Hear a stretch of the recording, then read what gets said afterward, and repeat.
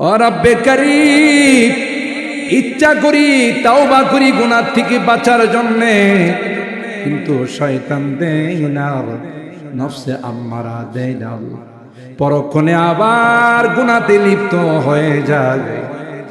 এই তো আজকে রাত্রি ঘুমাই না, দীর্ঘক্ষণ পর্যন্ত কোরআনের তাফসীর শোনার পর আল্লাহ বুধল বাজার হাই স্কুল মাঠের দিকে তুমি তাকাইয়া দে। এই বুড়া মানুষগুলো ঘরে যায় নাই, কলিজার টুকরা যুবকরাও ঘরে যায় নাই, আলেম উলামাদেরকে নিয়ে আল্লাহ, আমি যদি অনেক বড় গুনাহগার, বড় বড় আলেমদেরকে নিয়ে হাত উঠেছি, তাওবা করতেছি, আর জীবনে কোনো গুনাহ করব না, আর জীবনে কোনদিন হারাম খাইব না, আর জীবনে কোনো নাফরমানি করব না। আল্লাহ মেহেরবানি করে আমাদের তাওবাগুলোকে কবুল করে দাও।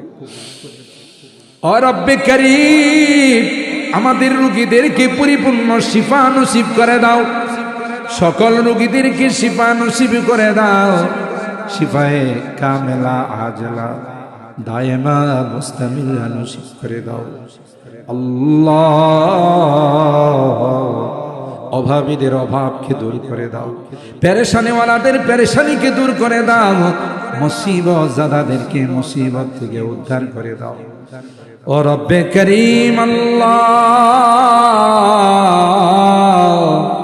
আমাদের অনেকের সন্তানেরা আত্মীয় স্বজন বিদেশের বাড়িতে পড়ে আছে, কত যে কষ্ট করে মালিক, রাত নাই দিন নাই, রুদ্রে পুড়ে সুন্দর মানুষগুলো কালো হয়ে যায়, দেশের জন্য, পরিবারের জন্য, এলাকার জন্য। আল্লাহ মুদ্রা পাঠায়, বিদেশি টাকা পাঠায়, আল্লাহ এরা যদি বিদেশে না থাকতো, বাংলাদেশের চাকা অনেক আগে অচল হয়ে যায়।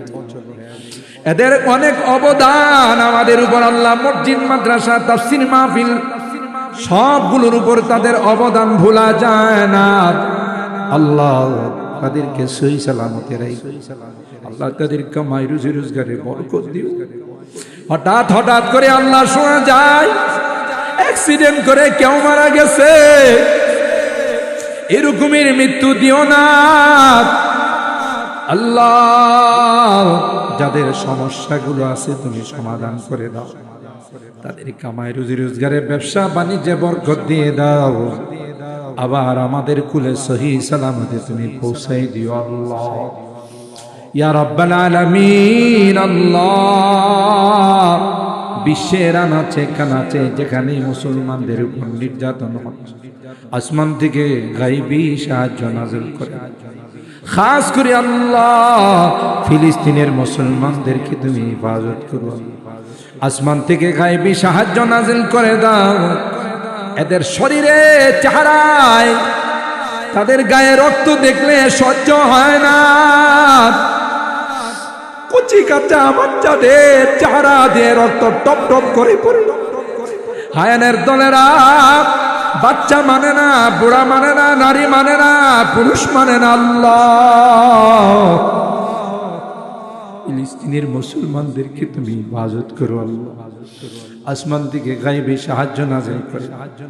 ইহুদির বাচ্চা, হায়ানার বাচ্চা, ইসরাইলদের যদি হিদায়াত থাকে হিদায়াত দিয়ে দাও, আর যদি হিদায়াত না থাকে আল্লাহ তাদেরকে তুমি তোমার কুদরতি হাত দিয়ে ধ্বংস করে দাও ইয়া রাব্বাল আলামিন। আল্লাহ আমরা এখানে যারা হাত উঠে জানি না কার মানা কার বাবা, কত মানুষ এখানে হাত উঠাইছি আল্লাহ, বহুদিন আগে মা হারাইছি, বাবা হারাইছি আল্লাহ, যে মা বাবার চেহারার দিকে তাকাইলে কবুল হজের সওয়াব পাওয়া যায়। আমাদের এলাকার কত বড় বড় প্রভাবশালী মানুষগুলো চলে গেলেন আল্লাহ। এই পুথল গ্রামের আমার চাচা তয়েব চেয়ারম্যান নাই, আমার ভাই আল্লাহ আরব আলী মেম্বার নাই, আমার দুলাভাই নুরুল ইসলাম মেম্বার নাই। আল্লাহ মালিহাতার সাতিয়ানের কত মানুষ চলে গেছে। এই তাফসীর মাহফিলের জন্য আমার মামা কত দৌড়াদৌড়ি করত।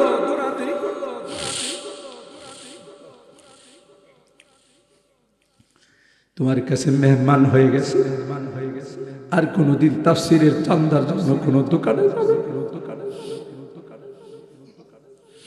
ও রব্বে কারীম, আল্লাহ যে মা বাবার চেহারার দিকে তাকাইলে কবুল হজের সওয়াব পাওয়া যায়, তো ঘরে যাও মায়াবী চেহারা গুলো আল্লাহ আমাদেরকে এতিম বানাইয়া কবরের বাসিন্দা হয়ে গেছে।